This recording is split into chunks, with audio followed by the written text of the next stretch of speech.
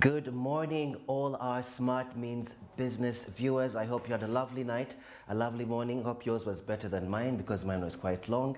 Otherwise, I hope you had a lovely morning. You are joined on channel. We're joined with Charlotte. Good morning, everyone. Thank you for joining us, of course, every morning like you always do.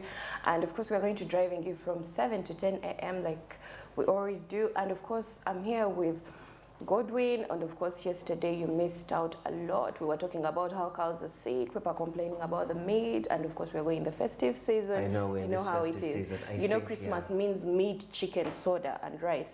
And you know, speaking of the festive season, there's also that festive weather that's getting us a little bit under the weather, literally. So we have to be a little more careful. Take your flu shots if you have to, because it's that period.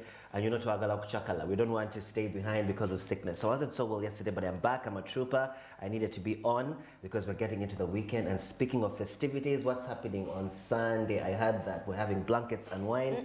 And questions is coming in. Yes, questions will be coming in. I actually feel good because as Ugandans, you know, back in the day, with all these concerts that we used to have, the international guests used to come, and it used to be, the prices used to be moderate, and most people used to fear coming to Uganda. They're like, it's a backward country, the economy and everything. But with time, we get people like Neo coming. We get people like Questions coming. Kenyans used to fear coming here.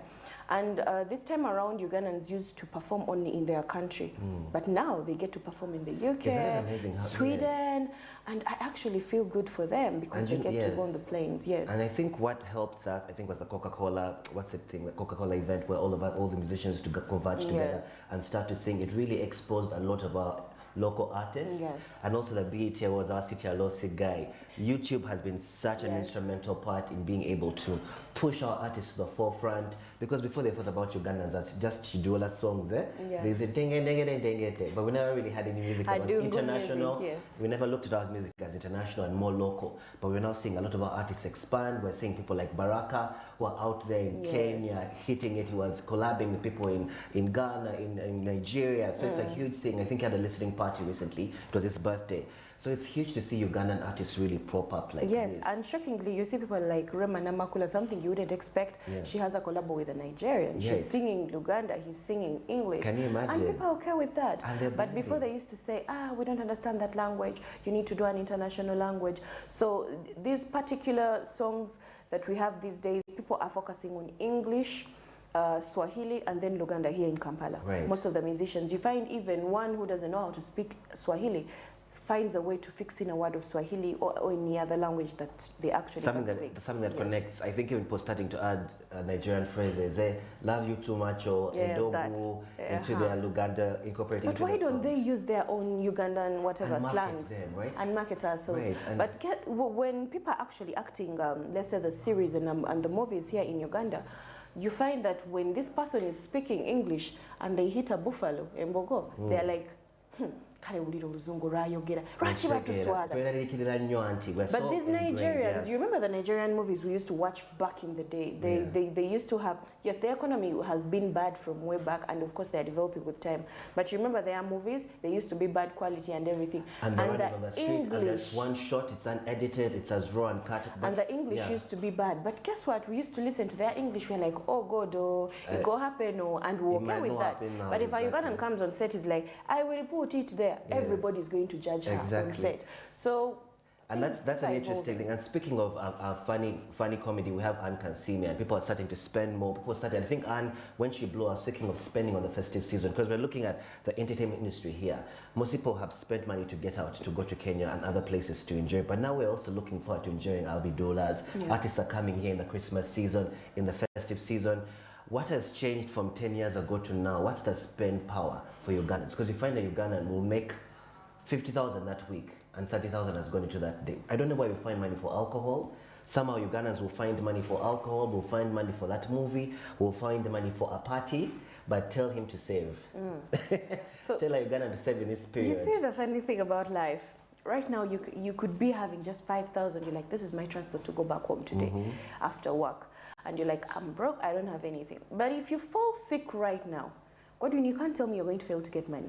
When someone tells you we're going to Ginger tomorrow? No. Right now, if you fell sick and you just have 5,000 in your pocket, where does that money come from? And you've been saying you're broke. Yeah, it shows. So if you're sick and you can get that money, imagine when you're going to make yourself happy. Right. How can that money fail to come? Well, what is that song that they used to sing in the about or something like that? There's an obsession song. Obsessions about. It was one of the songs that encouraged. No, entertainment industry encourages us to enjoy now and suffer later. Yes. You know what I mean? We're not encouraging, just the culture of our entertainment industry encourages us to really just enjoy the moment. Uganda is the kind of space where any artist in the world will come, be it genuine, who might be considered outdated, but he'll be sold out, tickets will be sold out. Be it Owahu Shakira, it will be sold out. We have all kinds of artists that will come to Uganda, and that's why they love Uganda, because it's such an entertainment space. People will spend money for entertainment, and the reason why is we don't have enough other amenities to spend on. What do I mean? When you go to Kenya, you're going to find a 6-star, 7-star restaurant that you can spend on. You're going to go to the park for like a game reserve and have a really good, there's so many spots to entertain yourself, so many things to do, so many activities. You can go swimming, you can go snorkeling, you do all these things. That's why a lot of Kenyans will end up going to Mombasa for the holidays, go to Malindi. But in Uganda, we don't have enough of those destination points. So do you know what we end up doing? We end up spending a lot on alcohol, a lot on entertainment, a lot on lodges, a lot on hotels, and a lot of the art on artists, because we're a landlocked country. So I also think that contributes to how we spend, because we're thinking this is all we have, these are the options we have. I don't know why we don't have more options. I want because we're locked. Well, as Uganda, I think why we don't have many options, it's because the options that we have are actually made unavailable for us, the local citizens. I see. Because personally, if I decided to take my family, let's say to a hotel for Christmas, we're like, let's spend this week there. Remember, you're going to pay per night, and Ugandan hotels, if you're to take your family to a good place, you have to look at 250 or 230,000 per night, which that goes up to 10 a.m. because after that they're asking you to check out. So if you're going to spend 230,000 per day, and you have a family, you need 2 rooms, that is 440,000 per day. So at the end of the day, you also have to pay for other things. You have to spend on this, you have to spend on that. So as a person, you end up having limited options. You're like, guess what? This 440,000 that I'm actually going to spend for just one night in a hotel for my family to have fun. How about I buy food? We eat it from home. So you end up spending the time home. You're like, let me buy the alcohol. A crate of beer, and then spending on meat, pork, all those things. So the kids or your husband or your wife will feel like it's the same thing. There's nothing That's new. a really important point. So we don't have that culture of luxury. So in terms, we end up not spending enough, because when you start to drink, you don't really end up saving a lot of money. You know, the statistic, according to Uganda Bureau of Statistics, Ugandans spend over 140 billion on just entertainment in the festive season. And you've made a really good point about we don't, the space in which Uganda, it doesn't create space for the domestic people. There's no domestic rates. I mean, if you go to places like Malaysia, it's written there, domestic tourists, locals, this is your fee, let's say 100K. Internationals, 250. And it's clear. And this is something they need to actually implement in Uganda. It's in the law, it's stated. You can't go and be angry and say, but why, this is discrimination. I've only seen that, I think, in Ginger, some of these places in Ginger where they say locals 200, and that's very few spaces. I wish were.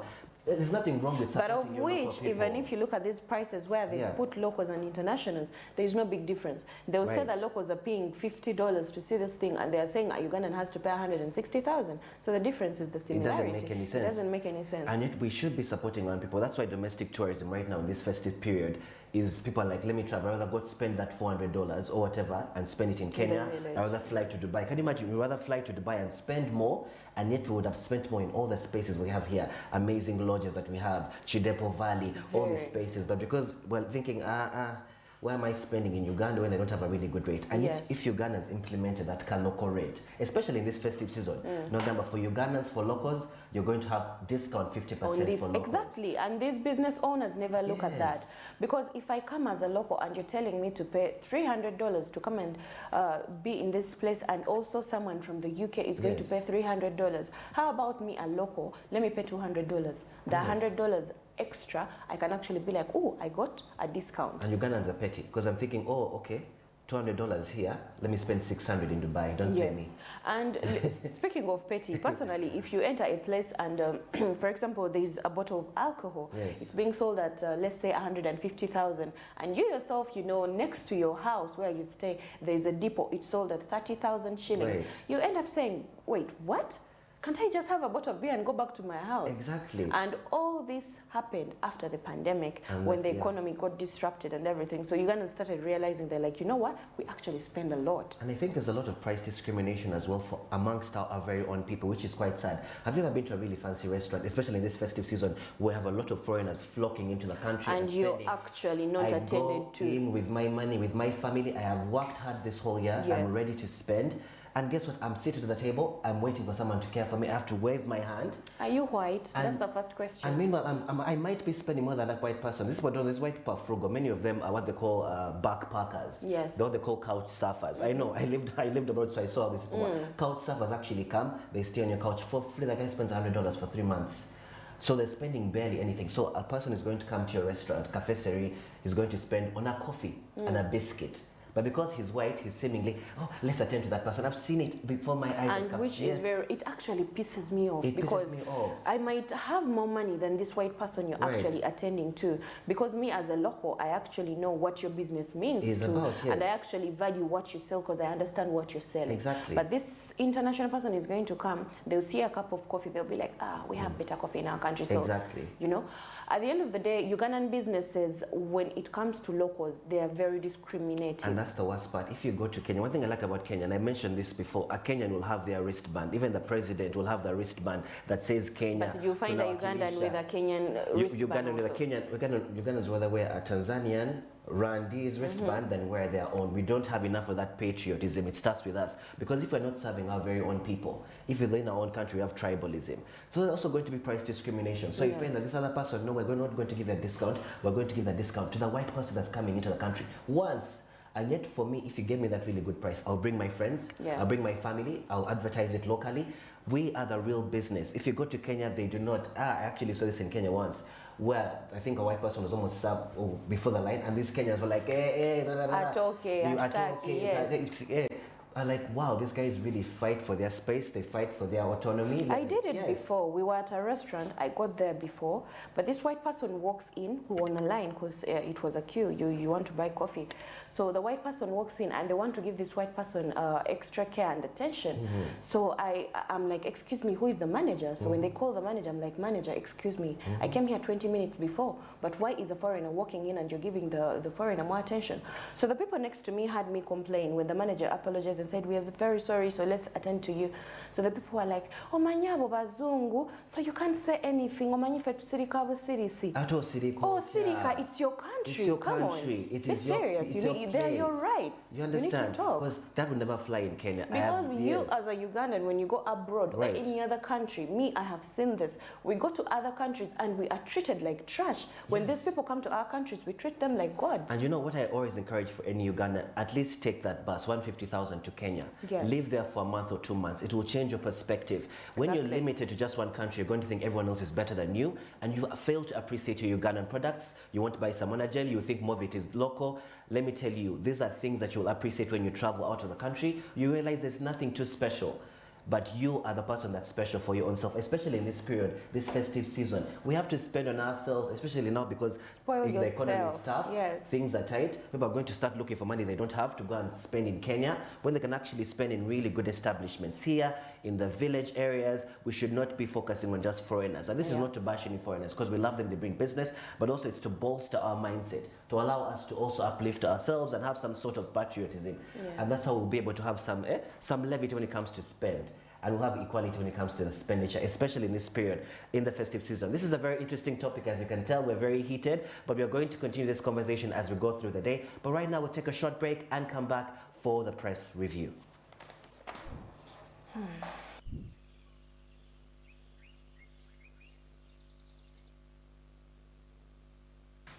Yes, welcome back for the press review, where we're going to find out what's happening in the news. I'll be taking you through the Daily Monitor, and Charlotte will be taking you through the New Vision. So just looking at the front page, some interesting news for our ministers. I'm seeing ministers' cars to be withdrawn Monday. Oh, it's good news. Should we clap or no?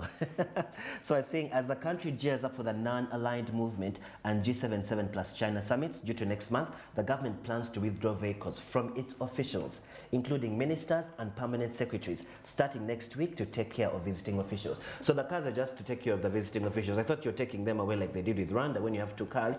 They take away. Remember that time when they were trying to cut down on the budget? And then ministers with very expensive cars, they took one back and said, yes. Even when they're talking about their salary, usually the ministers, they talk about salary increment and all. So I feel like if us, the other people, apart from the people who are leading us, if we are working, let's say you're working for 500,000, no one is going to give you the car from the company. You have to work hard and earn that car for yourself. Yeah. So yes, they are ministers, but if they have a car, yes, they should be given protection. Right. But these cars usually, they are the reason we have traffic jam in Kampala. All the time. And some usually they'll come 3-4 cars. Sometimes it's exorbitant. They come like 3-4 cars, they're passing, they're taking one person. One person protecting. On our taxes. You understand? No. They're thinking, no, I need protection for this, I need protection for my security, and my security needs protection for his security. So it doesn't make any sense. But as we're moving forward, we're seeing here government to build palace, buy hotel for Rwenzururu. So we see how the promise was revealed during a meeting with Rwenzururu, King Charles, Wesley Mumbere at State House Entebbe on Wednesday. So that's interesting. We're going to see how that palace looks like. What's happening in the new vision? Yes, and of course here we see Gaddafi Mosque is one of the properties Museveni stopped from being auctioned because President Yoweri Museveni recently intervened in the case concerning the Muslim property. It pitted UMSC against the businessman Chambahwa. He did this by writing a letter to Chief Justice Dolo requesting him to review the ruling allowing attachment of UMSC property. So you know this mosque was going to be sold and Muslims have been complaining about this, but if Museveni has actually intervened, this is actually very That's good interesting. thing. We need him to intervene in that Yeah, situation. and the Pope says has chosen his tomb in Rome, not Vatican.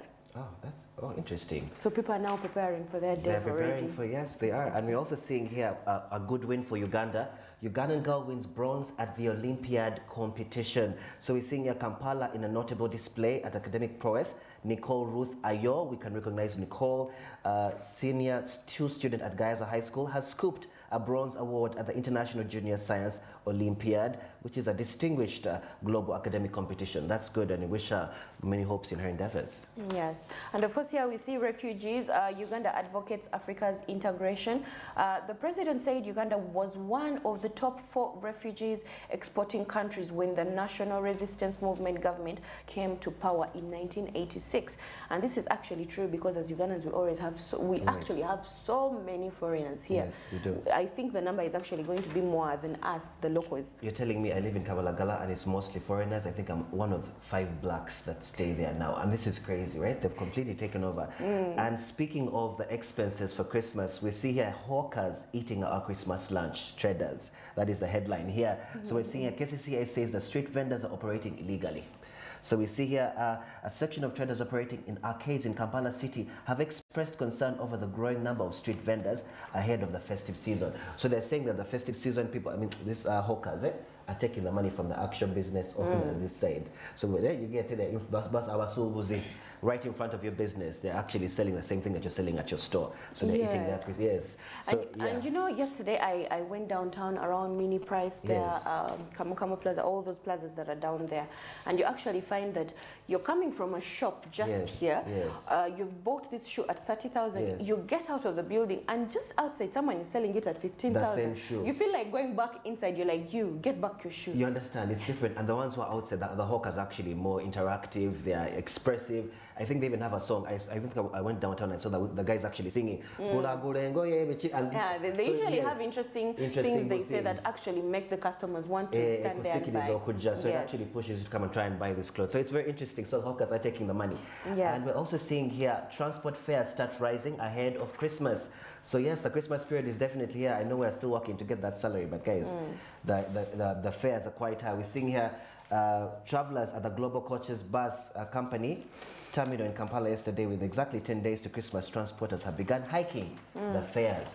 So as people are planning to go to the village, just know right now is the best time to move before they increase the prices even higher. They get higher as the closer we get to Christmas. Okay, and of course here we see registrars and magistrates warned against fighting over cases because the law requires that the judgment be delivered 60 days after hearing a case, but this remains a challenge for the judiciary as the struggle to fight the case backlog. Citing a quotation by former US President Bill Clinton that yesterday is yesterday, Deputy Chief Justice Richard Butera said it was time for judicial officials to rediscover themselves. Oh, that's interesting. Yes. And we also see here law in offing to regulate digital medicine, says Ministry of Health. And all that will be found in our national news. Please check that out in the Daily Monitor and the New Vision. Right now we're getting into the traffic update with Andrew Barita. Yes, Andrew, good morning. Well, thank you, Charlotte and Godwin. Definitely coming live right here at the Tinda, that is Abukoto Road, what we know as the Kira Road, and I'm starting exactly at the junction box, definitely to observe the traffic atmosphere. But before I proceed any further, it should be noticed that this is one of the few areas in the city which are fairly stable transport network when it comes to the infrastructure quality, the way it turns out. Well, I'm going to start from my back end. That is the Tinda Abukoto Road. You can see it's actually a free lane. There is not really much congestion right there. And surprisingly today at this particular time, there is no traffic officer to be in control of the traffic. So it's entirely the traffic lights that are taking charge of this. I think that could explain to some extent why there is some bit of liberty when it comes to the movement of vehicles from one destination to another destination. So for the people that are coming in from Tinda Abukoto, you know, this is one of the areas that I know that it's both, and Tinda Abukoto areas, they're both residential and at the same time they are business areas. There are people that report to those areas when they're heading to business. At the same time, there are people that come from those areas as their residential places, and they're heading to the city center to execute business. So it's fairly a little bit congested, most especially according to what you're observing.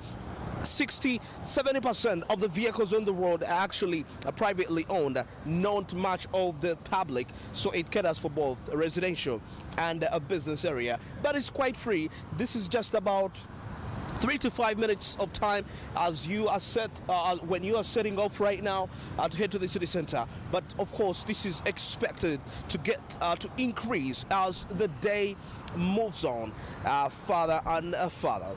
Okay, now that is what is happening at the Tinda Abukoto Road. Maybe we can switch our eyes and observe the Kira Road. The Kira Road. Remember, I'm standing at the junction box itself. And there is a police station actually next to the police station nearby. So you can take a look there. It's quite free.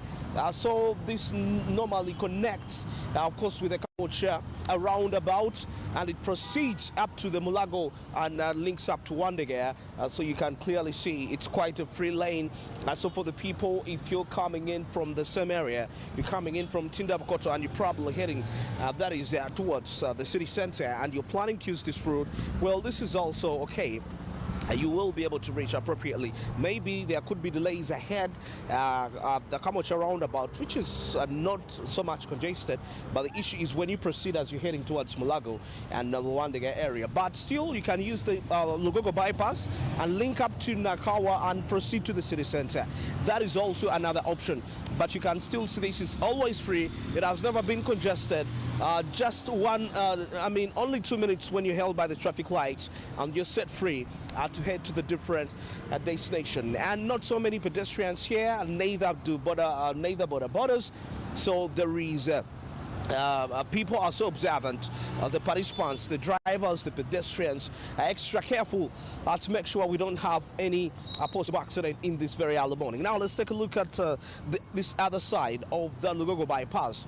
And now this links straight to the Abukoto Street. Yes, connects straight to the Abukoto Street, which later branches into the Kanjecha Street to Acacia Mall. You can proceed, so you can clearly see it's also very friendly. So if you're coming in from actually Kololo area, you can use the John Babiha route, link up to the Abukoto Street, and you actually link up to here in case you feel like it will be the fastest means for you to get to to get to where you're heading. So it's quite very, very, very efficient, and you can see still the vehicles as they're held in there 3 minutes maximum time or 4 minutes, and they are set free to head to any other other destinations. So it's quite friendly.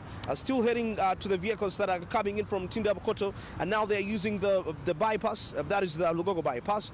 Definitely majority are heading towards Nakawa and probably link up to Bugolobi.